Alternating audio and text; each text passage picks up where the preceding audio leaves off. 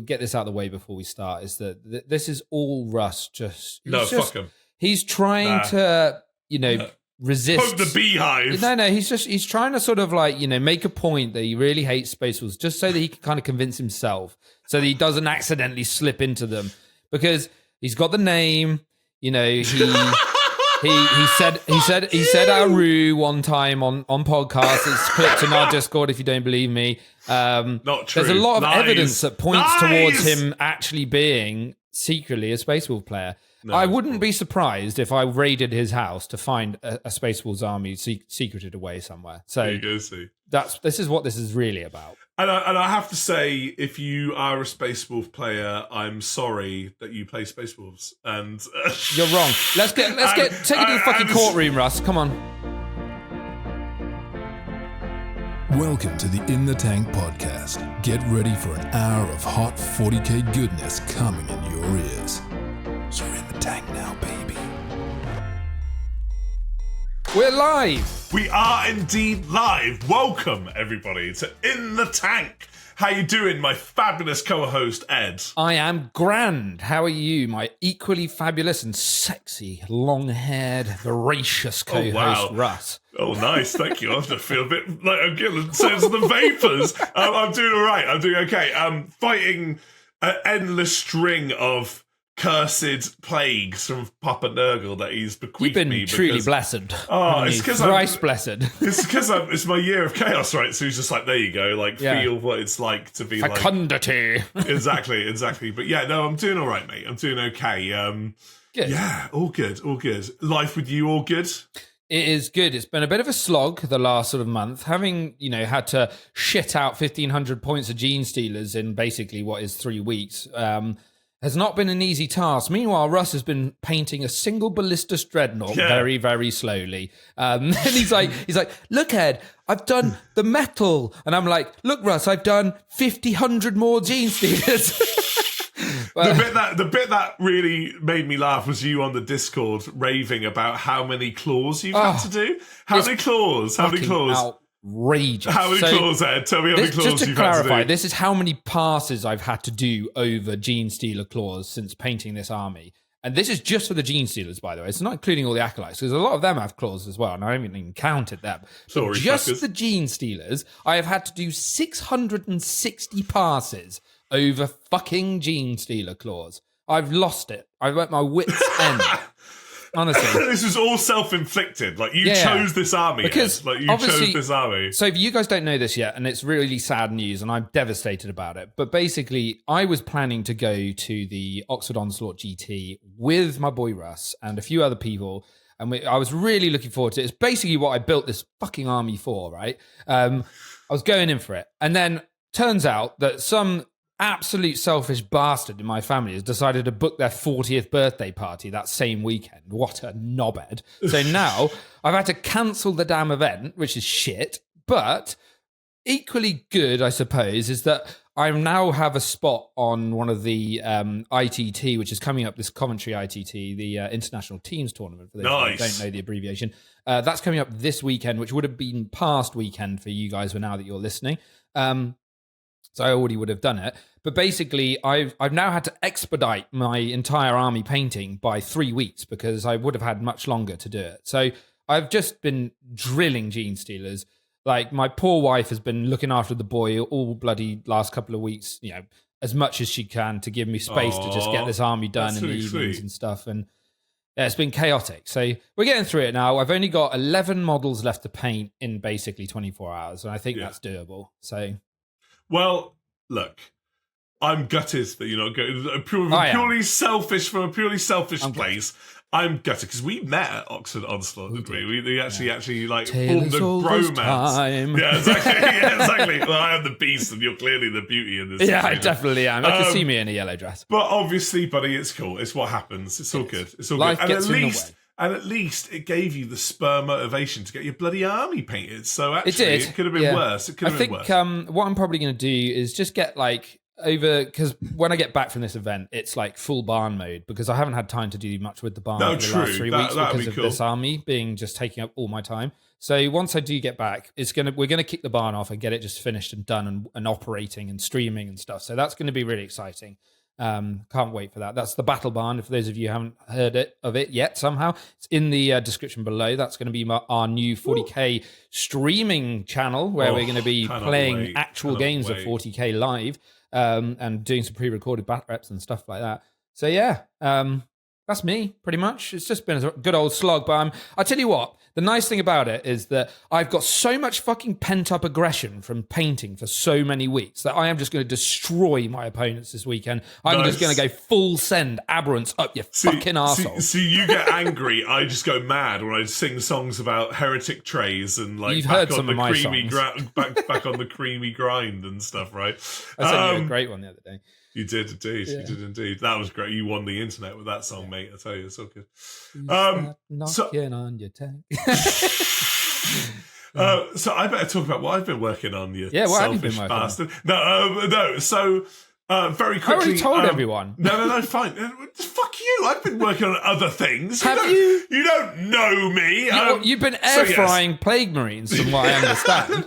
So, yes, I've been working on my Ballistus Sazek, the Unwavering. Also trying to paint my Gladiator tank and, of course, my 10 Stern Guard. Yeah. I've also shout out to one of my students that I won't like dox them and stuff like that, but you know who you are. They've managed to source me a fucking Doom Rider. I know. So I'm well getting it, and I sat there and created a 1,500 point second ed army list, which is actually only 10 models. Yeah, sorry, only 10 models because second ed's crazy. I'll tell you what it is very quickly: Chaos Sword on Bike, aka Doom Rider, Sorcerer. And then I've got 7 Chaos Space Marines with a couple of autocannons in there, 3 Bikers, 6 Khorne Berserkers, 5 Veteran Chaos Space Marines, a Dreadnought, and 4 Bloodletters. And that is it. That is the entire army. That's such a random amount. Do you know what work 4 Bloodletters can do in second ed? Oh, I bet. Like, oh my god! Like, Russ has been sending me loads of like pictures of these metal minis, and I was like, "What's wrong with his helmet?" And Russ was like, "That's his face." I love it. It. It's great fun. And I'm getting such nostalgia from like making them and stuff like that and giving them a go. And I cannot wait to paint them when I've finished all of my I look Dark forward to Angel seeing stuff. some in the Discord. Yeah, man, absolutely. Which reminds me, thank you for reminding me. Everyone, get on the Discord, please. Please get on the Discord. Like, comment, subscribe. Follow me at Count Rescular Minis on Instagram. What is your name? I am Eddie S40K. There you go. Eddie's 40K. There you go, see. And obviously, please check out our recent episode with Peachy, which was absolutely genius. Like, that was so much fun. He's a legend. Thank you, Peachy, for coming on. And he'll potentially be on again in the future at some point, bless him. But we had an absolute blast with that episode. So thank you very much. Yeah, and thank you to our Patreons as well. Of course. You know, you guys help us to continue doing this every week. So to keep coming in your ears. It's wild. Thank you so much for your support. Like, honestly, like, it's mad for us. Like, thank you so much.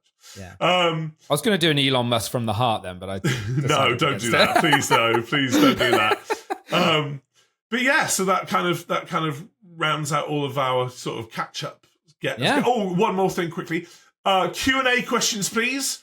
Yes. We're going to do a Q&A question episode, which would just be an entirely episode where we answer questions and answers. It can be anything to do with topics that you want us to cover. It can be personal questions about us or our hobbying or whatever. Just like asking away. Please leave your comments below. Q&A episode. We'll have our first ever In the Tank Q&A episode on the horizon. Just leave us a comment. Ask what you like. Yeah, go for it. No topic is taboo, as they say. Exactly. So, first topic that we haven't had chance to really unpack because we had the Peachy episode, obviously, last week. The Emperor's Children range. How do we feel about the Emperor's Children range? I like it on the whole. And I like it on the whole. Oh, snap. Snappy wappy. He made a pervy joke. I did. No, I think it's really cool. Honestly, I think they have nailed a lot of the aesthetics. Yeah. I do think there are some more questionable sculpts out there. I know there's been a lot of sort of memeing on the Coneheads and all of that sort of stuff. and the tank top guys, who I think actually are still the Coneheads. But they're really cool. I do like them. I think Lucius's model is sick. I do really like old Fulgrim's model as well. Yeah. So and I think the Noise Marines are great. I just think they're really, really fun. So I'm just going to go over all of these because I didn't know what they were called. They've all got like wanky names. Yeah, very basically. weird names. From my perspective, I'm very glad that I did what my heart told me to do and go word bearers over Emperor's Children, because I was a bit worried that I was going to get buyer's remorse and go like, actually, I should have gone Emperor's Children, right? Like, the Lucius model I find gloriously disturbing. Like, I think he's weird, dude. He's proper weird looking. I love it. I get that he's cool. The tongue's cool. The tongue's a bit strange. The layer blade's a bit strange. He's got a proper corset action going on. Very, very interesting. Not really my thing, but cool. Love the Noise Marines. I think the Noise Marines are the actual best bit of the entire range refresh. They're very cool. Like chunky, sorry, excuse me, big old guns, looking cool. I hope that they will be the thing that you'll be able to have with Codex diversity, where you'll be able to take those in undivided armies, right? Because they usually are, right? So but like obviously it's the Plague Marines, the Rubric Marines, the Khorne Berserkers, and the Noise Marines, but obviously they look like kind of like special weapons squads more so than anything else now, where there's only 6 of them, and they're really chunky and big. Could end up being one of the other squads that end up crossing over. Which would suck, because they're not nowhere near as interesting, right? Because then you have the Tormentors / Infractors, which are the shooty / combat, what would be Legionaries, I suppose, right? I mean, they're cool. They might be the ones that cross over, because if you look at Rubrics and Plague Marines, those are both troops, right? They're both battle lines. This is what I'm saying, but I don't want that. I want the big old fat fucking traditionally Marines. It's been Noise Marines, but we'll just have to wait and see, I suppose. Who knows? Also, you would have no USP then, because essentially then your Tormentors and Fractors are probably just slightly faster Legionnaires, whether you're actual Noise Marines or your heavy duty anti-infantry fucking shooty lads, which are really cool. The one models that I am not into at all, that I think are really weird and kind of freak me out, are the old Flawless Blades. They're the Coneheads, right? Oh, weird fucking models, man. It's a bit like Earthworm Jim. What the fuck? Earthworm Jim would then like the thing on the top of it as well, like bizarre. I imagine models. that what's going to be happening in that is that most people, they'll either have some alternate heads in the pack, or other people will be banging normal Marine helmets. I don't like them anyway. I don't like their poses, mate. I think their poses look well weird for me. Like I like the concept that they are potentially what would be the possessed / 8-bound / elite unit, but they're so contrived and so arrogant that they don't allow actually to be possessed themselves, and they're like, fuck you, demons, right? And I guess the angle that they're going with is like Slaanesh is quite svelte and quite feminine and like kind of egg kind of shaped and kind of weird, I guess. Like, I don't know, I'm kind of drawing at straws here, but like, whatever. I really like the Lord Exclutant or Exutant or whatever it's called. That is a fucking... Go on, keep going. Have another go. Lord Exultant. Exultant, that's the one. Yeah. Sorry. I'm not even looking at it. I think they look great. I think they look really cool. They look really cool. The spear looks really cool. Exultant. Yeah, he's cool. He's cool. He's cool. He's quite awesome. And then you've got the Lord Cacophonist. How can I say that? Okay, like that's weird. I guess because it's a musical terminology.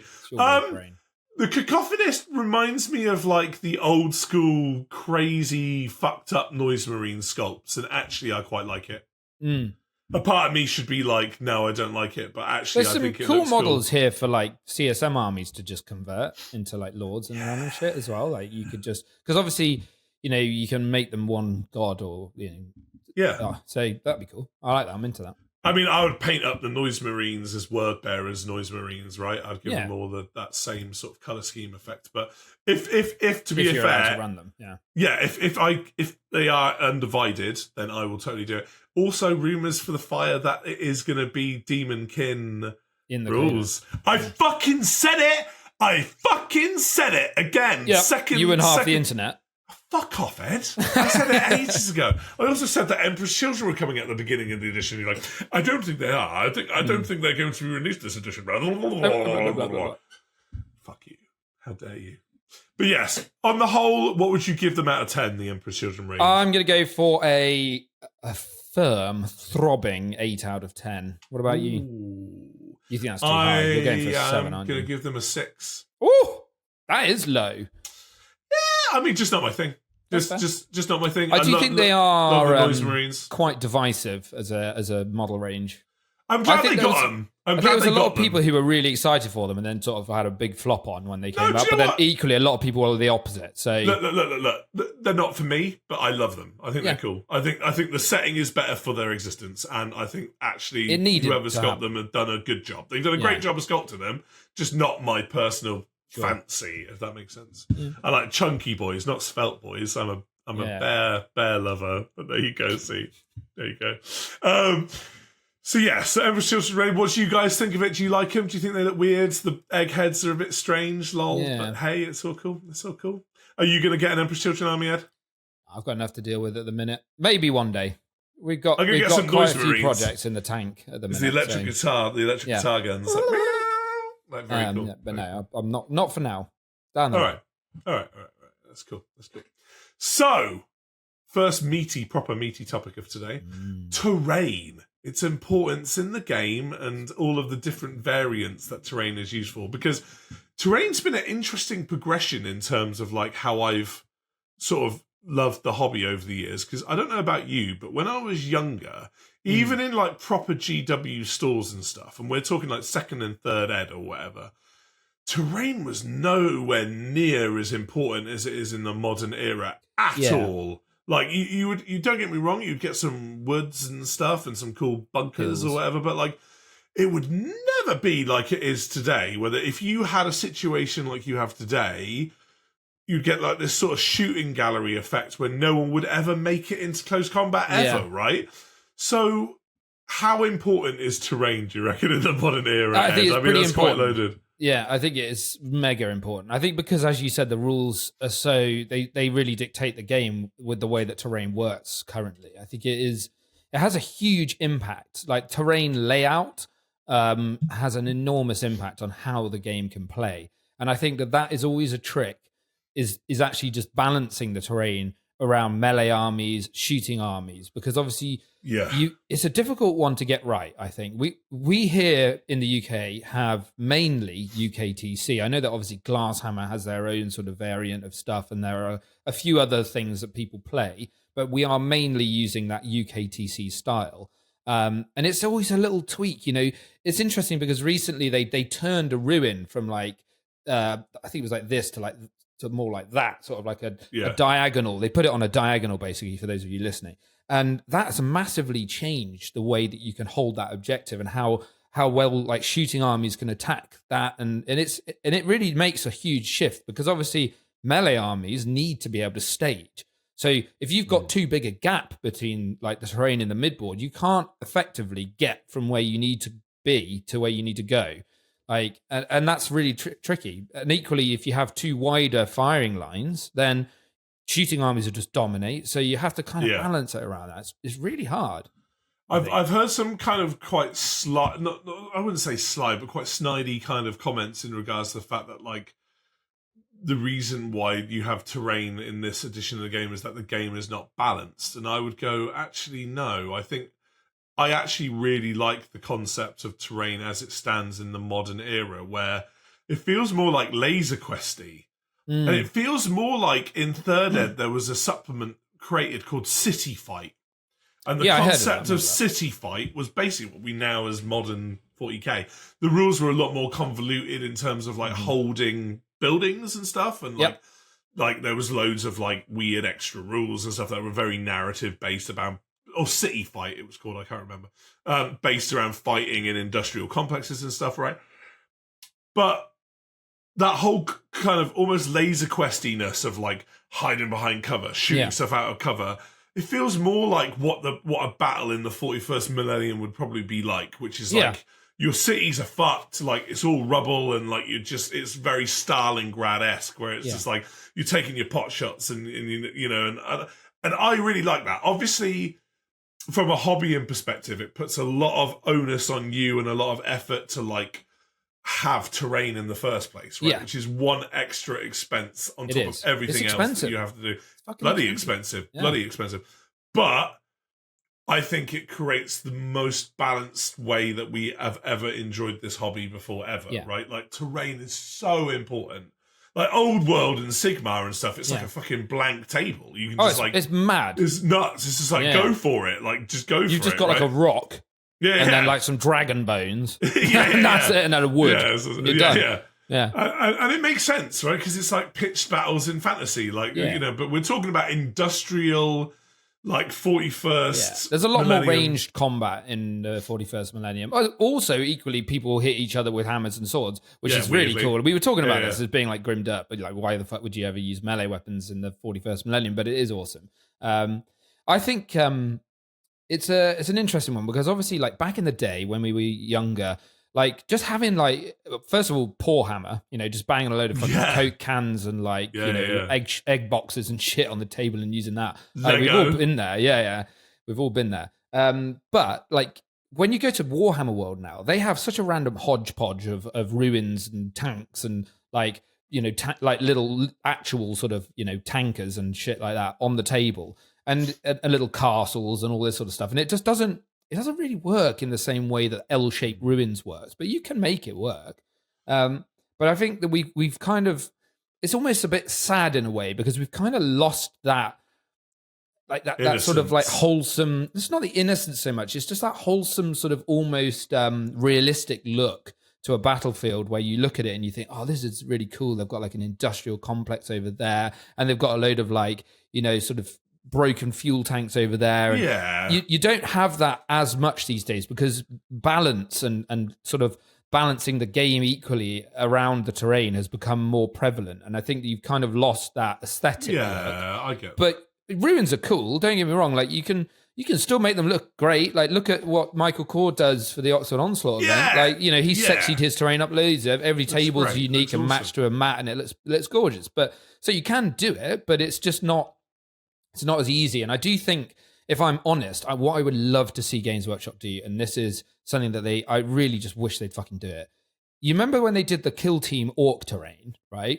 It was still L-shapey kind of ruins and stuff like that. They need to start doing more of that kind of shit, where they'd basically take the premise of L-shaped ruins and walls and various and apply it to different factions. But yeah, exactly. I want some like Eldar terrain. I want like Tyranid terrain. I want, terrain that's like ruined and all been taken over by the Garden of Nurgle. Like just kind of use your imagination. Do a universal L-shape format, but with crazy designs. Yeah, like make more of these cool ruins that they've got, but just put actual detail on them from different factions and stuff. Because all we've got at the minute is basically like kind of Mars pattern, sort of that industrial style terrain, or we've just got like Gothic ruins, and that's really. And then the orc stuff, and that's really mostly it. Like, what I will say about that, buddy, though, is like I've heard reports and rumors that like out of all the things sold at GW, like terrain is one of the worst selling things. Interesting. So it doesn't make that much return because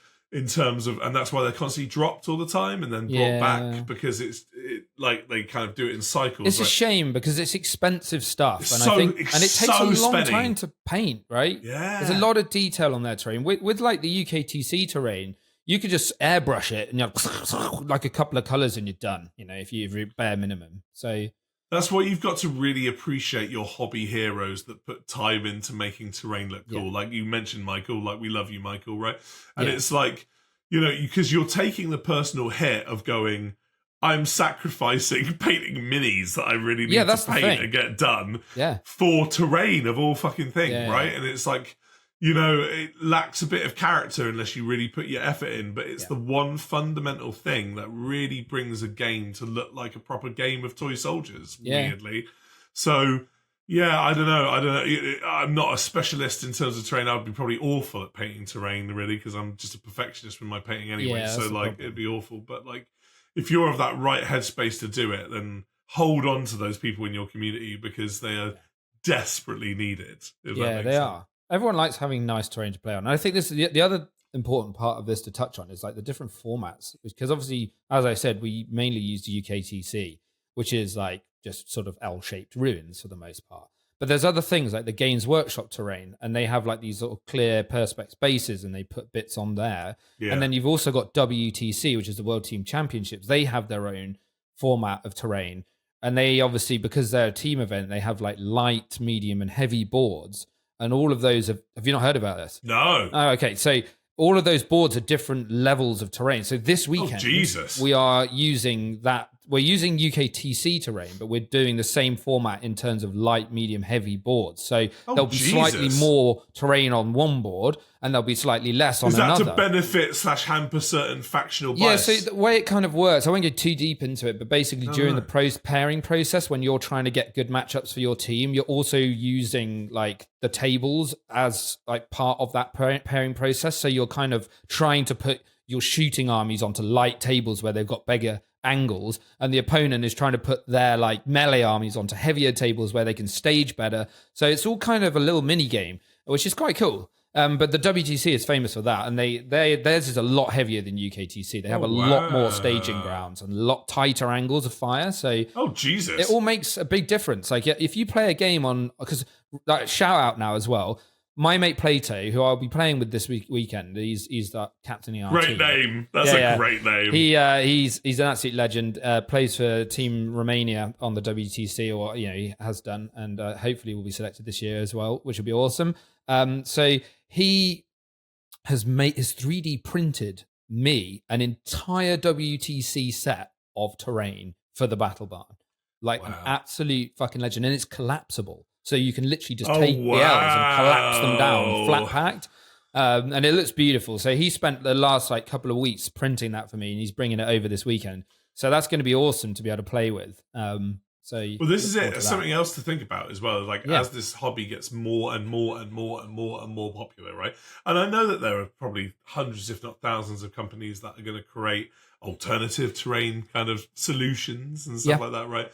That like, there's going to be some really innovative shit come out in the next few years, right? Have you heard of the laser cut architect? There's people like him, like, and they're really good. They do like MDF terrain, and they do just really cool, unique designs. I know that like James from March of War does really cool stuff. If you haven't checked both of those guys out, you should, because if you're interested in terrain that's fairly quick to get on the table, you've got loads of good stuff there. So yeah, it's a wild kind of thing at the minute, because you do need good terrain to play this game properly. Like, it's the most unglamorous thing ever. It's just the most unglamorous thing ever, right? There's no like passion for people unless people are really into it. But... Yeah, I mean, to be honest with you, I wouldn't be spending much time painting terrain unless I had to.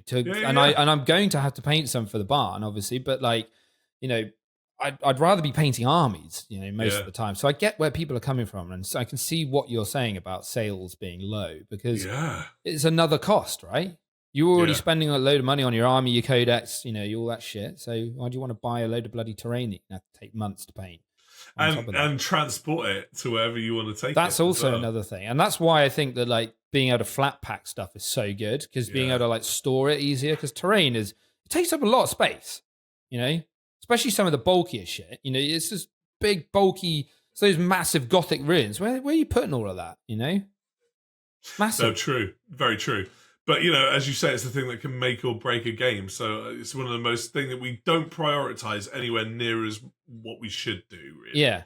But, yeah, all it's good. Interesting. It's a cool subject, I think, terrain. I think that there are, as you said, like more and more people innovating on terrain, sort of, actual producing terrain to make it flat packable and to just make it easier to store and to use, and people like with Plato, who's 3D printed me this terrain. He's 3D printed it in multiple colors, so I don't even need to paint it. Like it's got sort of like a marble effect through it and different. So it's crazy, cool. Yeah. So like, that's a good point. With 3D printers on the rise, that's going to be mad. That's going to be proper mad. So thanks to him. Shout out to Plato, my boy. Oh yeah, dude. There's one piece of terrain actually that I am really after, which has gone out of print for a little bit of time now, which is the the Sisters of Battle Sanctum, which is like cool. Yeah. which is like the statue. It comes up of on Saint eBay every Celestine. now and then. I've seen it. So expensive. I really want one, but it's so expensive. I also like those big cannons. Statue. Do you know the ones I mean? They're those. Yeah. They're like these massive fuck off plasma cannons. They look really cool as well. There's some great bits. That Dark Angels like massive monastery place that looks really cool. A lot of those aren't very practical. Like they don't really add much to the game, but they do add a lot in terms of character, you know. Yeah. So, and if you were running like a narrative game and you were like, right, we need to hold this location at all costs, like that's so cool, isn't it? Like cool. You just have some beer hammer with mates. So diversity there with terrain from all the way from like the most sweaty of competitive environments to the most beer hammery environments ever. But like, what do you all think about terrain? Like, is it the necessary evil of the hobby? And like, do you own much? Because I certainly don't. I'm interested to see what people say, like how much terrain they actually have, and if it's fucking painted, because that's the other thing. Because a lot of people, I bet, have just grey terrain knocking about. Like MDF, like bare wood. Yeah, exactly. The MDF one's easy to paint. At least you can just spray it with an airbrush grey. Grey and dry. A lot of people do. So they just print out like little posters. All you do is just print out, I've seen those. And they just like wet them or PVA glue them onto the side. That's cool. That is cool. Good little effect. Cool. Yeah. The Imperium needs you. So you need your face like wanted, like practitioner of the four-armed emperor. The Star Children need you. Yeah. Just pure propaganda. There you go, see. Just 4 thumbs up. So the next topic is a bit of a random one because in the UK there was this really trashy show in like the mid to early 2000s called Snog, Marry, Avoid, for anybody that was aware of this show. And basically it involved this hideous concept of like getting someone that either looked quite alty or quite like heavily made up, shall we say. And then to like ask people in the general public whether they would snog, marry or avoid them. And I thought about this concept being quite clever for this, where it's like Imperium, Xenos or Chaos, snog, marry or avoid as like a blanket super faction concept. So Ed, Imperium, Xenos, Chaos, snog, marry or avoid. The alternative is fuck, marry, kill. Fuck, marry, kill. Fuck, marry, kill. So I think, obviously, being a Xenos boy, I'd have to marry Xenos. I knew this was coming. The next one, though, is curious. The four-armed emperor is, as we've spoken about. But also, you're a Necron lad as well. I am a Necron lad as well, and there's other factions that I do like the Xenos. So I do think Xenos speaks to me in a way that other armies, other super factions don't. Why? Just out of curiosity, why? I do like being the Imperium. The other? Don't get me wrong. I do like the Imperium. I just think that they're a bit vanilla sometimes. If I'm honest, like it's again what we discussed previously. That it's like playing a human in World of Warcraft. It's a little bit like role playing yourself. And I feel like if we're going to play a damn fantasy sci-fi sort of futuristic game, then I want to play something cool. I want to be, big space monsters or like Dum-Dum Orcs and like smash and bonk. I want to do fun things. Smash I want to be, and bonk. Yeah. I want to do, I want to be like grumpy undead robots and just cool stuff, So I think that's why it speaks to me. They've got a lot of character, the Xenos races. Yeah, I will give you that. And they're quite misunderstood, I think, as well. Because obviously everyone looks at them through that lens of the Imperium, through the lens of man, and they're like, fucking Xenos, burn them. But like actually, when you start to look at through their eyes and start to try and understand it from their perspectives, you can see the galaxy in a very different way. Which I like. So I definitely marry them. Everyone who knows me as well knows that I've always had my dalliances with Chaos, so I'd probably give them a little snog. Just because a little like tearaway snog, a cheeky bit of tongue, and then come back and then have like another tongue. Yeah, exactly. Bit of side action.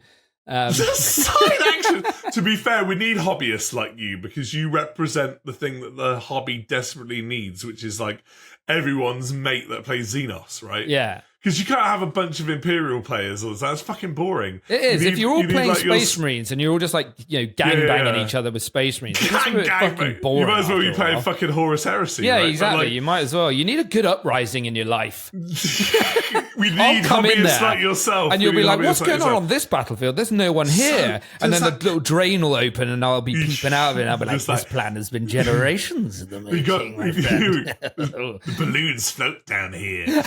We all float down here. Oh, that's so creepy. That's really fucked me up, actually. And obviously really Imperium I would have to avoid. That's so controversial. I do like some Imperium stuff. Don't get me wrong. I love Space Marines. I love Astartes in terms of like the animation. We've just had the trailer for the Astartes 2. Have you watched that yet? Yeah, it's fucking awesome. I'm sure you have. So that looked amazing. I can't wait. Yogurt. Yeah. Someone in the Discord was like, why do you guys keep saying you're dropping your yogurt? I don't understand. So you'll have to figure that out. Dropped Google and it. slopped. Yeah, but yes. Google it. So hold on. In terms of just rewind this just a little bit. So in terms of you snogging chaos a bit, what are your favourite elements of chaos that made you want to snog them? Well, I think the fact that the Death Guard were literally my first army. Okay, that's cool. They're always going to have a special place in my heart, and I will get that damn army built and painted. It's built mostly, but I'll get it painted. Mine built before yours, which you is will, funny. 100%, yeah. But I will get it on the table at some point because I just love the Death Guard. I love their aesthetic. I think they're so cool. Like they do it for me. I just love the idea of these just disgusting, bloated monstrosities of flesh trudging across the battlefield in this miasma of haze of flies, and just like tum, tum, tum, tum, tum, and like they're just withering fire, just like bouncing off of them, guts spilling out all over the place. They don't give a fuck. They're completely inured to pain, and that does it for me. I think that's such a cool aesthetic for an army, and that's why I'd probably give Chaos a little cheeky, bit of time. Slurp. Yeah. And poor Imperium left out in the cold. Yeah. Is there not any saving grace for you? No, there is. Imperium? I think, obviously I'm looking at doing my AdMech army. I do think AdMech are really interesting. cool. Wow. That's a weird Imperial choice though, isn't it? It is. It's because I'm such a snowflake. I love snowflake armies. As I've said many times before, if I need to come to the table with some kind of advantage, and due to my general state of mental deterioration, I think that having an army that nobody knows how to fucking play against is just great, because I can turn up at the table and I'm like, you ever played that before? Like someone's behind you, like giving you a good run, and you're like, this is part of the rules, is it? Like, I'm like, definitely. You see the appendices, A here, that's I fuck you, B, I win the game, C, you don't know what that is, and D is not a gotcha, because I did tell you. I don't know. The issue with snowflake armies is that you forget most of your rules just as much as your opponent does. This is interesting, because when I think of you as a hobbyist and a 40k player, the one faction that I could never, ever, ever imagine you play in 1,000 years, where I think it would be like putting like false teeth in a shark, is you playing Space Marines. Yeah. Like, I cannot imagine you ever doing it and having fun with it. Where you're there with like your Imperial Fist or like Crimson Fist. And I know that you love the Crimson Fist, I do. But like with, and to be honest, you may get it. I imagine with the Battle Barn and stuff in the same way that you may need a studio Space Marine. We've already got one, luckily. Paul's lending his to but you never know. If it gets to a point where I'll probably do a Death Watch army down the line, because I like that kind of style. But yes. But in terms of watching you set up a Space Marine army, I can't imagine you internally going like, I'm in my happy place. It doesn't work the same. It's just not you. It's just so not you. Do you know what I love is when I'm deploying, and like on the UKTC terrain, you've got that sort of gap in the middle where often on maps you've got this sort of big L in the middle, but your sort of deployment zone only comes like halfway into it, and you can't put anything right in the corner where you want to block it out. But when I play my GSC, because like loads of my shit infiltrates, I can just pack that ruin out, and I'm like, I've got a big 10-man block of Gene Stealers with the Patriot right in that corner. You're such a sneaky bitch. Advance and charge, you're loving 8-inch move. Because you're in there, you're in your own tank, and you're like 8 moves ahead going like, I've got some tricks. It's great. So, self-satisfied. So what about you? See, now this I'm actually finding harder than I thought. Oh. Right? See, this is where this becomes controversial. actually quite interesting. Yeah, isn't it? really This is interesting to actually see what's quite- going to happen here. The one thing I am going to say right off the bat, and I think it's easier for me to say this bit, the avoid Yes, I'm going to start it's with. obvious. I know exactly where I'm at here. Avoid Xenos. Yep. Fuck them. Fuck you, weird, freaky aliens. No. There's only one Xenos faction that I even like, and I love Tau, but like, I hate all the other Xenos races. So xenophobic, Russ. I don't care. Fuck you. I do what I want. What do we do? What do we do to deserve such ire? Such reckless hate? I'm going to say one word, Eldari. Yeah, fuck them. And anything related to Eldari, like elves Fuck are elves. not my thing. Elves are just not my thing. Dracarys are cool. Yeah. No, fuck them. Just they're the polar opposite play style to me in every single way. Fragile and fast is not where I'm at. I love fragile and fast. I know you do. But Hit and run, baby. But all day. I just want to take that hit. I want to take it and You want to be smashing through, like boom, smash your face. Like I don't like subtlety, right? And like I'm just not into it. And just they're poncy and just so arrogant and like. Yeah, I just can't deal with it. Tyranids, GC cults, orcs, even a bit, like mushroom boys, not into it. So like aliens just aren't my jam unless they have vaginal heads. It's just the way that it is. So unless they have pussy heads, I'm just not interested. I forgot about the Tau. Everyone always. I love the Tau. I think the Tau are cool. Weird. They're the only Xenos faction that I like. Weirdly. Yeah. So avoid, burn. Get the fuck away from me, you freaky, weird fuck, like Xenos, like go away. All right, you made your point.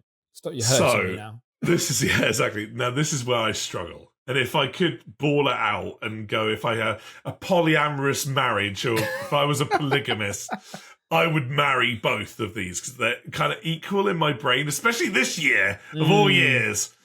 But if I had to trust my heart and go with with my true loyalty... Loyalty is its own reward, and I'd have to go with the Imperium and marry. Such a little pussy. I know. I can't help it. There he is. He's there. He's watching me. Always watching me. You, I love the Imperium. I fucking love the Imperium. I would probably marry the Imperium. Yes, they are humans. Yeah. Yes, and they are but they are so far away from humans as we know them in any other setting and the Imperium encompasses so much. It encompasses so much from like your basic bitch soldier faction to mythical space knights to golden boy enhanced mega warriors to nuns with guns and freaky Martians. It's like the Imperium is humanity, but the Imperium is so far from what we know as humanity in any other setting that for me it's so diverse and unites the crazy fundamental weirdness that is the Imperium in all of its glory. And the fact that it's an evil faction, like however you spin it, they're kind of a villainous faction, and I kind of love that. I kind of love that, like, humans are scumbags, even in the 41st millennium, and I love it. And I love the irony. It's good to be bad, baby. I love how ironically British they are. Yeah. And like they don't feel American to me. Like the Imperium does not feel American at all to me, right? Are any of the Space Marine legions canonically American? Not that I'm aware of. I don't think they are. But it always makes my asshole cringe, right? And like suck right up into me, right? When I see, and I'm so sorry, American listeners. I don't have any beef against you per se, right? But when you get a Space Marine army or a Custodes army that are all stars and stripes, and you see it happen, right? Where they paint them all stars and stripesy, and I die. A little part of me dies inside, right? Where I'm like, oh, you just sweet summer child. You don't understand. Like, you just don't understand this fucking setting, do you? And it makes me die inside when I see that shit. Not grimdark enough, right? I love a bit of misery in this game. I think that's why the English love it so much. We're just miserable fucks. And it's also so self-degrading, right? And so, like, Like, you know, like we're not the good guys. We're cunty. We're imperialistic. We're like, you know, colonial and stuff, right? It's horrible. Like the shit that the Imperium does is fucking horrible stuff. Yeah, and it's like that's not like okay. It's not that. It's not that. So like I don't know. It just pains my soul. But I would be in the dark hut behind the bike shed, giving Chaos a good old fumble and a big old snog, right? Because I love Chaos. Big blind job, a little roll around. little root. Yeah. I fucking love Chaos, and I'm starting to really understand why Chaos are cool. Yeah, like this year they have more fun. I think I've allowed myself to go, and I do apologise, balls deep into Chaos in every respect. Where you know I'm getting my heretical Astartes, lol, Dark Angels, lol jokes sorted for the first half of the year, and then I'm just like, oh, bathe me in chaotic goodness where I'm just going... It's going to be the reward. Death Guard, Word Bearers, Second Ed Chaos. Yeah. What the fuck? If I imagined I'd be doing that, I had no idea I'd be doing that. That's fucking completely aside. Well, I'm fully going into it and I'm just like, oh, the 8-pointed star, take me. Like, and I'm just... In terms of, like, a villainous faction, you cannot be more villainous and more cool and more tempted by the ruinous powers. Very tempting. And I love that. I love that they are so tempting. It's interesting to see this because, like, you and I have literally just had the opposite exact thing. So you obviously avoided Xenos. I've married them. We both snogged Chaos, giving them a cheeky snog, and then I avoided the Imperium, and you married. But that was painful for me. That was like was like my old high school sweetheart versus the new hotness that moved in across the street. Right? That's a bit kinky and a bit. Do you know what I mean? You're like, do you know what I mean? Rather than where your heart truly belongs, right? But like, I'm tempted, man. That was a hard decision for me, and I never thought that would be the case. When I came back to the hobby, I was a fervent son of the lion. You were never going to snog Xenos ever, were you? No, fuck that. No. I'm all right. Thank you very much. But like, but yeah, now I'm all about the chaos life. So who knows? If you come back to me in a year, and maybe if I win an event with word bearers or something, I'll be like, take me where it's powers. I mean, you won't win it if my G-Stealer cults are there, but you might be able to come second. Oh well, we'll see about that. We'll see about that, little man. But like, but please let us know. Can you write in the comments below? Snog for Mario, avoid your choices and your choices for why. I would love to know. I would fucking love to know. And tell us why. And if you want to watch some horrendously terrible TV from the early 2000s, just YouTube the show because it's fucking awful. It's terrible. Terrible show. But there we go. So, to wet blend one controversial subject into another, with Phoenix writing it now. Did you ever play the Phoenix Wright games for the old game? Is that the one with... Objection! Yeah, exactly. Yeah, I've not played them, but I know. They're brilliant. We're entering the courtroom, ladies and gentlemen, and non-binaries, in the defense of the Space Wolves, because this has been brewing on the channel for a while. Like the furry jokes aside, and I should play Space Wolves. Blah, blah, blah, blah. You should play Space Wolves. The defense of the Space Wolves, and basically we're going to do a court-ordered defense of them. I'm going to be prosecutor. Ed's going to be defense. And I'm going to bring some case studies to the table of why Space Wolves are fucking lame and why no one should ever play them. Try me. So the first subject... that we just need to say that we'll get this out of the way before we start, is that this is all Russ fuck him. He's trying to, resist... Poke the beehive. No, he's trying to sort of like, make a point that he really hates Space Wolves just so that he can kind of convince himself, so that he doesn't accidentally slip into them. Because he's got the name... he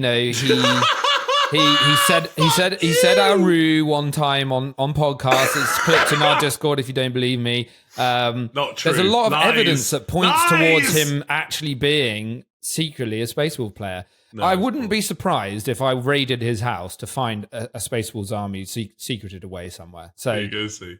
This is what this is really about. And I have to say, if you are a Space Wolf player, I'm sorry that you play Space Wolves. And you're wrong. Let's take it to the fucking courtroom, Russ. Come on. Yeah. I'm not wearing the t-shirt, so neither are you. The Three Wolf Moon I t-shirt. need to get you one of those.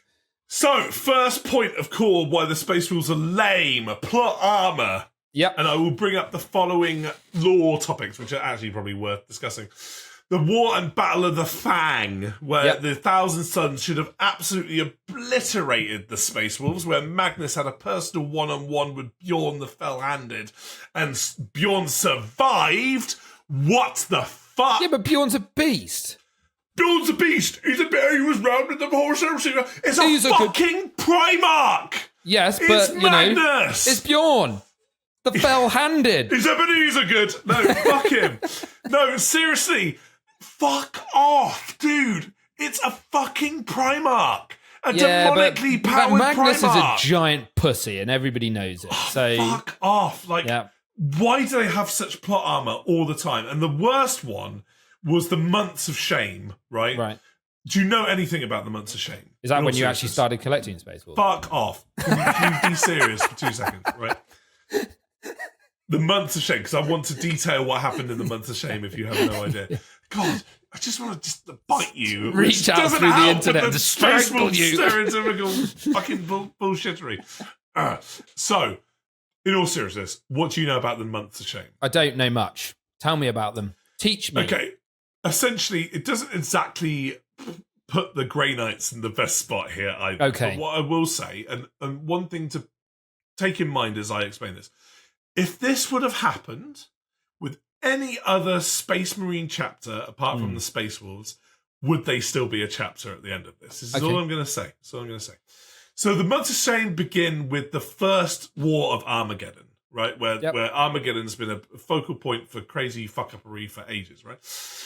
Where an unprecedented amount of World Eaters and Khorne demons, including Angron himself, basically nuked Armageddon. Yeah. And the Steel Legion, alongside a very prominent appearance of the Grey Knights, basically fought off the World Eaters and the Khorne demons. Yeah. And basically resulted in a fucking insane fight where the Space Wolves, Grey Knights, and Steel Legion managed to fend off this overwhelming amount of demons.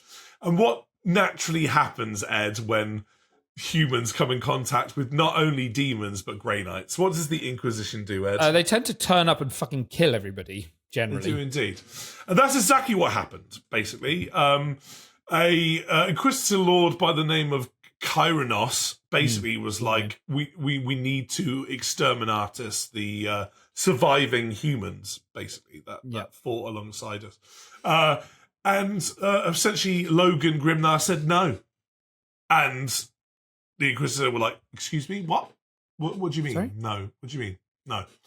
And when essentially the humans were being ferried to be like, you know, they called it vaccinations, but in actual fact they were being sterilized. Fuck. That's so dark. Yeah, Jesus. It's so fucked up.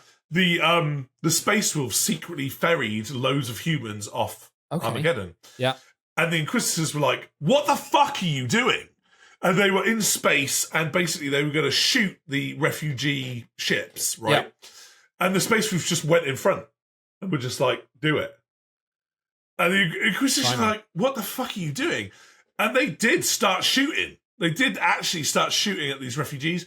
Loads of refugee ships escaped Armageddon, and Kyranos is like, what the fuck are we going to do? Like, we need to get the Grey Knights in to, like, track these fuckers down. Mm-hmm. Because they were also worried that not only do these humans have knowledge of demons and also Grey Knights, but they could also be warp corrupted as well, and be spreading their warp corruption to loads of systems and stuff. And it basically got to the point where Kyranos was getting more and more and more stressed about this, and he was a bit of a weird Inquisitor Lord anyway. Like, he didn't really have a retinue. He was a bit weird. People think that it was actually Tzeentch in disguise, which is kind of funny, or like a Tzeentch agent. But he was starting to get more and more desperate and more pissed off with the Wolves, and the tension between the Space Wolves and the Grey Knights were getting to the point where things were getting a bit nasty. Mm-hmm. And it was getting to the point where the Grey Knights / Inquisition were exterminating other planets that had been in very brief contact with the refugees of Armageddon. That seems a bit over the top. Exactly. They were destroying spaceships, they were destroying worlds and stuff like that. And it basically got to the point where things had got completely out of control. Yeah. And Kyronos was like, right, I'm going to try and basically capture Logan and stuff. And was basically like, right, we're going to have a parlay.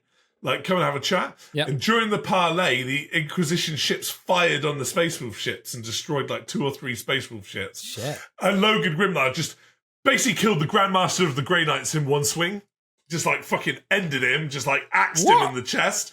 And then whilst the Grey Knights were trying to keep him there, just gunned down like the retinue of Grey Knights surrounding Kyronos and stuff and fucked off and were basically like, yeah, you're in for it, Inquisition. Inquisition? Like, fuck you, Inquisition. I'm kind of into this. Which basically made Kyronos snap and annex Fenris.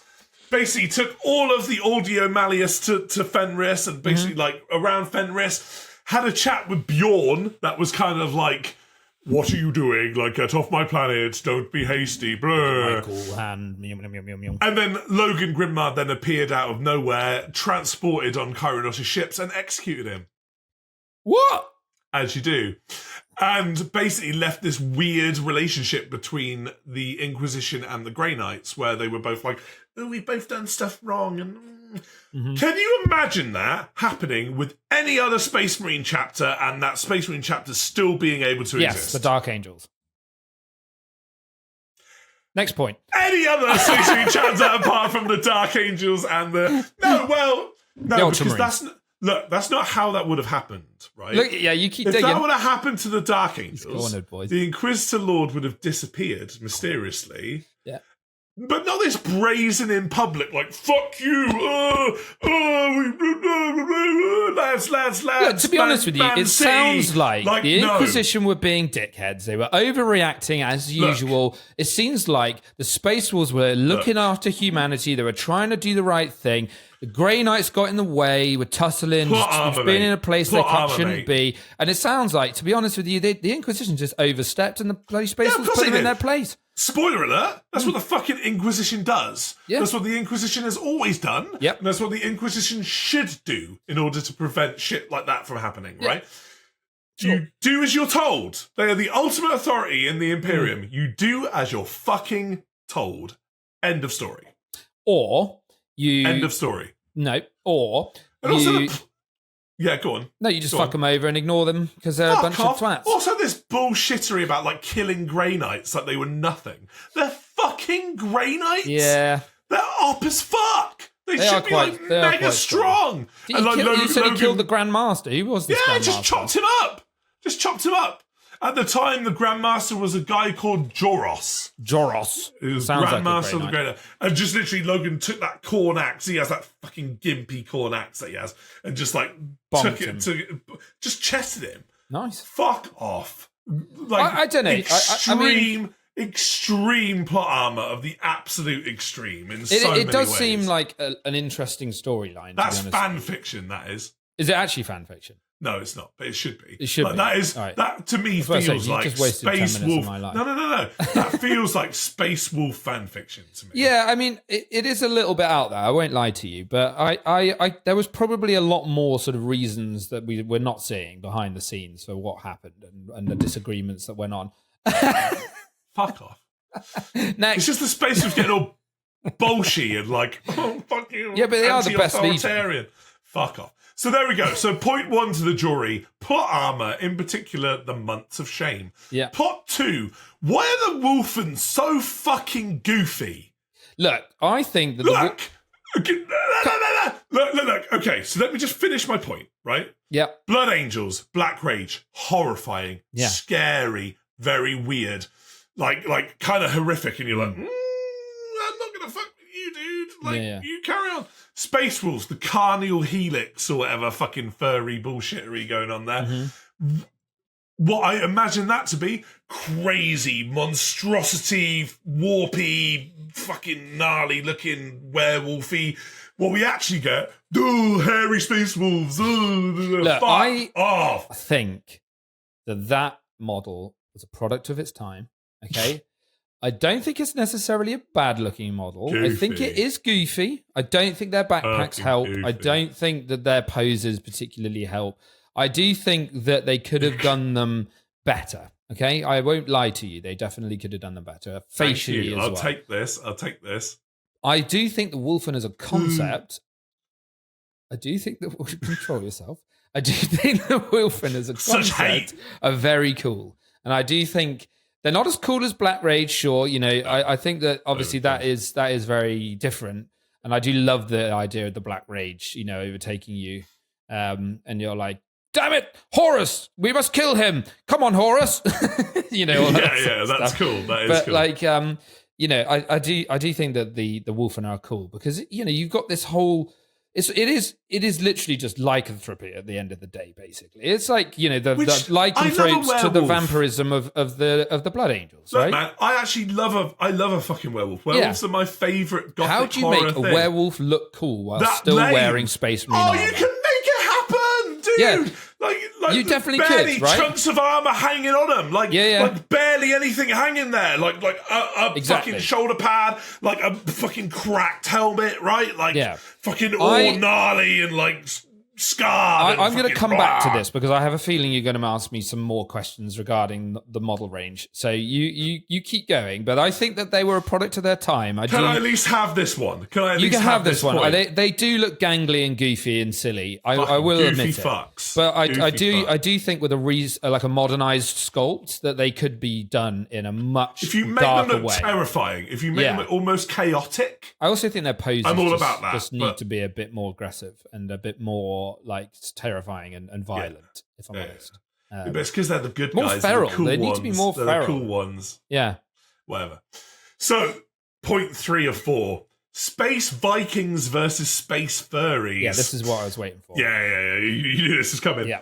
Wolfy Wolf Riders, McWolfy, Wolf Chariot, Wolf, like I've got a wolf pet, wolf, cyber wolves, wolves of Fenrises. Oh, do you like wolves? Is that your thing, wolves? Is that it? Is it? Not Vikings, what you should probably be like during 30k. No, you like wolves. Do you like them? Fuck. Okay. Oh. So I do think they went a bit hard on the wolf aesthetic, right? I love this. I love just. I do agree with you on that point. I think that a lot of their old model range, like you said, they're either riding wolves, they are actual wolves, they're wolf men, they've got wolf pelts, they've got wolf charms, they've got wolf weapons, they've got wolf claws. It is a bit wolfy. Got wolf familiars. Yeah, and they all look a bit wolfy. A wolf fucking chariot, bro. The wolf chariot is dumb. It's also awesome, like in a way. Like That's not awesome. It's kind of cool, but also equally dumb. But if they would have just had Liam and Russ just be the one with 2 pet wolves, right? Yeah. I totally get it. He grew up with wolves, weirdly, like whatever, like fine, like it's all cool, right? But to then have that across the entire and wolf riders, man. Yeah. What the I'd fuck love to is see that? like if we do obviously get the Primarch coming back, I'd love to see like a sculpt where he has just sort of stood like pointing his sword or something, or like his weapon forwards, and he's got one wolf like sat by his side with his hand on the top of his head, and the other one just like leaping forward. Yeah, that's cool. You know, that's like, cool, and that's unique to him. That's like kind of unique to him. But the fact that it's across the entire range, Rush would look awesome.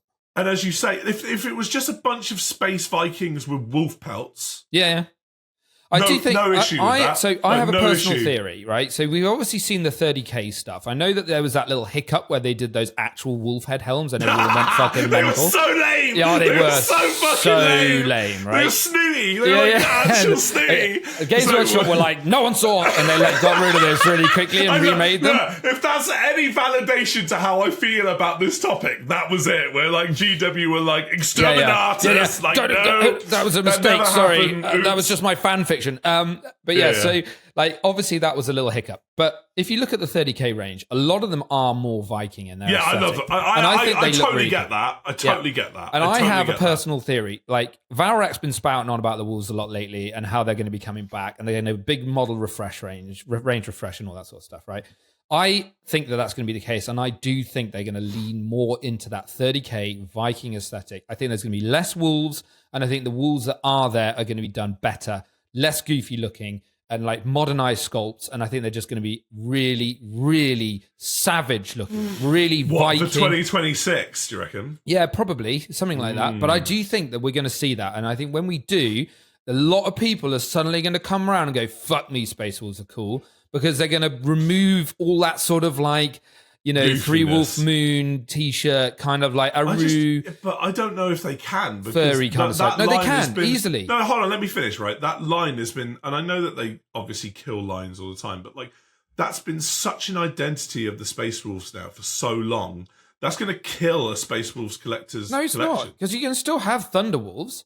There's nothing wrong. I think Thunderwolf cavalry are cool, but they just need to be better. Mate. They need to be more dynamic and more modernized. And I think with that, they could be absolutely fine. I don't think Space Marine riding a wolf, bro. I don't think there's anything wrong with that. It's fucking cool. It's part of the lore. Like it's, you know, it's like it's like those blood crushers. You know, it's the same style of thing. I think a bit of cavalry, so it's wicked. Those things are like cavalry. Those things are fucking rhinoceros size. You do realize they are absolute units. They're like the scariest wolves. But it's just lame. It's just fucking lame. I think had you actually put some really cool, like as you said, Viking aesthetic looking dudes on top of those and made the poses a bit more dynamic, they could be really cool models. I don't know. Even if you were to blanch that shit right up, I still think that's going to look goofy. But I do think they're going to go a bit more Viking with that range refresh. Okay. And I think we're going to see some really cool. Actually, I think 2026 we're going to see some really cool Terminators. Generally, I think we're going to see new assault Terminators. I feel like we're going to see blood. What are they called? Wolf Terminators. Are they Wolfguard? Whatever they called. Wolfguard Terminators. I feel like we're going to see. I feel like we're going to see the Blood Angels Terminators. I can't remember what they're called. Oh yeah. No, they're just normal Terminators. But they had a kind of a kit because they had those red ones that you could get through the Space Marine Heroes, and they're quite Blood Angelsy. But no, I do think we're going to start to see some new wolf sculpts. I don't disagree with Terminator stuff. As it currently stands, they are a little bit. Can I have the point? Bit wolfy. Yeah, you can have that point. Yeah, they are. Hey, look at this! I'm winning now. But I do think in the future you will lose that point because I think they're going to come back strong with a new aesthetic. Man, if we get to a point in the future where me as anti-Space Wolf / Ravenguard goes, okay, fair enough, they look great. Yeah. And I love the idea, by the way, of Russ coming back and having that pose that you said. Like, that's fucking cool. That's fucking cool, man. That's pretty cool. I'll give you that. But like, and a raven on his shoulder as well. Like, oh yeah, that sounds. And the other one like flying on a tactical rock. As it currently stands, fuck that range. Terrible range. Subjective one. Terrible color scheme. Terrible. I disagree. I actually really like that color scheme. Oh, gross. Yellow with pale blue. No, that's cool. I disagree. No, I disagree. Awful.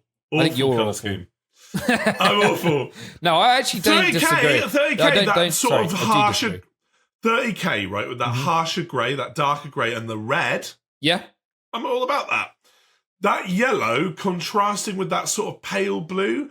I look at a army of Space Wolves and I'm like, oh, that's garish. I do think that is fucking garish. If you paint it correctly in the grimdark enough fashion, and not in the clean fashion that most people like to copy these days, I think that they look very cool. And I think that like that rugged sort of pop of colour, it looks nice in a way. Oh, you're going to use snow bases there, are you? Oh yeah, I thought so. I like fucking a Mars snow base, bases. I love a bit yeah, of but rust. with Space Wolves, it's like, oh, I see what you've done there, using snow on your base. Oh, great, original. Yeah. No, fuck that scheme. Horrible. I quite scheme. like it. Okay, it's very subjective. It's subjective, it's art, right? I find it a horrible mashup of mustard yellow, sort of periwinkle blue, and leather brown, shit brown, and I'm just like, oh god, no! Like, fuck off! Like, no. I think if it's done right, it can look great. Give me a creamy night any day. Like, fuck off with that shit. You Terrible. love creamy nights. And then finally, the point that I have to lean on, and this will be contested, but quite frankly, I don't give a fuck, but the most overrated Primarch of all time. Whoa. Fuck off, Lehman Russ. Now you've gone too far. Fuck. No, I'm a lion boiler. There's a watcher on my shoulder. He's whispering to me. I'm sorry, but what a lame lad. I've got a Space Wolf colour on today. You do. I am not a fan of Lehman Russ. I think. Why? What's your reasoning? Come on. Out with it. Incompetent arrogance. Right. Is my reasoning. The whole shtick of Leman Russ is that he is the Emperor's executioner. And as far as we know, in terms of evidence, he has executed no Primarchs. Compared to other Primarchs that have executed other Primarchs, if you compare his kill tally he had a go at Horus. Had a go, yeah, pinned him to the wall and then like, don't hurt out, my brothers! And then he was pussied like, out at the last minute. And that's his whole shtick! Yeah. That's his whole shtick! Is like, and then kind of back broke the fucking nerdy one. Come the fuck on. Compared to Thulgrin, who like had 2 kill counters, one of which was a fucking gnarly Primarch, and one of which was Gilliman's, so whatever, whatever. Dude, like, no. Overrated, arrogant. I'm glad he's part of the setting because he's a nice foil for other better Primarchs, but like, just no. I think it's a really interesting one because I do have a feeling that Games Workshop is very aware of this reputation. And I think looking at the lore and looking at him as a Primarch and looking at the Legion as it stands model-wise and just generally the way it's been perceived over the last 20 years, I do think that Games Workshop is aware that there needs to be a change. And I think that they know that this army needs to mature with its audience. And I think that what we're going to see, as I said with the range refresh, I do think we are going to see a bit of a change in Russ as well. I think he's going to come back all the wiser, having basically made this spiritual journey and having sort of... You said it really well. What was it? That the lion is this is my favorite. You say this. Thank you very much. I like this. So the lion, the relationship of the lion and the wolf is a complicated one, but essentially, like, the lion is a beast behind the veil of a man, and Leman Russ is a man behind the veil of a beast, right? And I think that basically is going to be what we're going to see. I think we're going to see the lion as a character start to get more and more aggressive and almost becoming that headsman that Russ never really was. And I think we're going to start to see the opposite with Russ, where he's going to start to become more of like a level-headed, almost sort of, Zen kind of being who's going to be very calm and collected and controlled, and he's going to start to actually be a very strategic, sort of important asset to the Imperium. And I think that we're going to see the Space Wolves Legion adapt and change in a way to do with that. And I think, obviously, they're always going to have that bestial nature, and I do think that that's there, and I think that will stay. But I think it's almost going to be about controlling your temper and sort of knowing when to let that beast out. And I think that's what we're going to see, is we're going to see an army, and I imagine it'll follow it with the play pattern. We're going to see an army here that's going to be quite tactical and quite controlled, but then have these moments of pure fucking violence where they can just unleash. You kind of see that with the evolution of your standard Space Wolf anyway, providing they don't go down the Helix Wolfen route, right? Sure. Which is like, when they become new recruits, they kind of age backwards to a regular tactical Marine, where they start out as Bloodclaws, right? Where they're like, actually, they start out as close combat specialists, right? Then they become the Grey Hunters, which are the more tactical guys, but have a bit of punchy. And then they eventually end up as a Longfang, which is a Devastator Marine, which is right at the back, who's like, who are the veterans going... And I think that's what we're going to see mirrored with the faction. Cool. And I think that's cool. We're going to see that journey mirrored with Russ as well. And I think I'm really interested. I've said this before. I'm really interested to see where they go with his lore. And I'm really intrigued to see when they bring him back, at what pivotal moment they're going to bring him back, and how they're going to do it. I'm really excited because Space Wolves is an army that, if I was going to get into Marines, it's one of the ones I would actually be tempted by. And I know that you're like, oh, Eddie, play Marines. Like, yeah, sure. But I do kind of like that sort of like feral hit and run kind of, tactical, and then whoomph, coming out the shadows. And I could see it. So I'm really intrigued as to where they're going to go with it. But I do feel like we are going to see that maturing of the faction. And I feel like the model range will reflect it. Because mechanically, they kind of, for me, share a very similar space to the Blood Angels in a very strange way, because they kind of mirror each other, where they both have varying degrees of smashy, fast units, right? Where they're just like, right? The one thing that I like about the Space Wolves mechanically, which is unique, is the concept of the heroic individual, where you have souped up characters, dreadnoughts as well, a massive identifying factor can you not wait to see their version of the Brutalis, right? Well, this is it. Modern... like where they have to, if they are going to range refresh them, they will do that. Well, yeah, fine. They need to have not only signature dreadnoughts, but very distinct signature dreadnoughts, where you know, they might have the same sashi as the Redemptor, but with all crazy elements to it. Yeah, they 100%. And that, to me, the one thing that I do actually associate with the Space Wolves more than any other chapter is dreadnoughts. Yeah, agreed. Right, so they've got some really cool ones. They've obviously got like Murderfang. They've got Bjorn, the Fell-handed, and they've also got their shield and axe. And actually, they're quite Viking, those dreadnoughts. If you look at them, they've got like a lot of like bones and. That's the one thing about the Space Wolf line that I actually like, is their dreadnoughts are really fucking cool, and they should be. Yeah, they should. If it's the concept of the old heroes of the Imperium that are like the old Vikings that are like still going and still like pushing through. It's got to be a dreadnought, right? And it's cool. I'm really excited. I'm genuinely like, that is something that could tempt me into Space Marines. Genuinely. Wow. A lot of fun. Well, then we would have to do a classic lion versus wolf then, man. That's just the way it's always going to be. And I will always be a Dark Angels boy because I know you. Like, I bleed Dark Angels. But what do you guys think? Was that a fair... Because I think I did score some points there. You did, yeah. It wasn't just me being a ranty bastard. Like, I do think there are subjectivity you've got some really valid points. I agree. Thank you. Like there is a lot to be desired with the current Space Wolf range and lore, and I do think that a lot of people are clamoring to see that refresh of the range and that moving forwards of the lore. I think it'll be really cool if they get it right. If they get it wrong and it's more wanky wolves, sorry, I'm not going to get into it. But if it's the Space Vikings that we all want, then I'm squids in, definitely. Well, we'll see. We'll see. And if I've offended you and you are a Space Wolf player, I don't give a fuck. Bring it on. Sorry. Loyalty is its own reward, and I have a far superior chapter that I enjoy, so suck my dick. Yeah, sure. But there we go. So, fuck you, Space Wolves.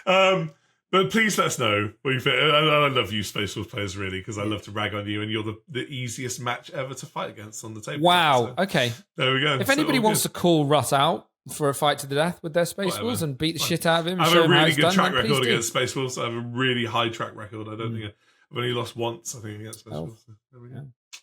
Anyway, sorry, I feel like a proper arsehole Dark Angel now. You are a proper arsehole Dark Angel. You're like, you cut me and I bleed Dark Angels. A little bit of chaos, just a tiny bit.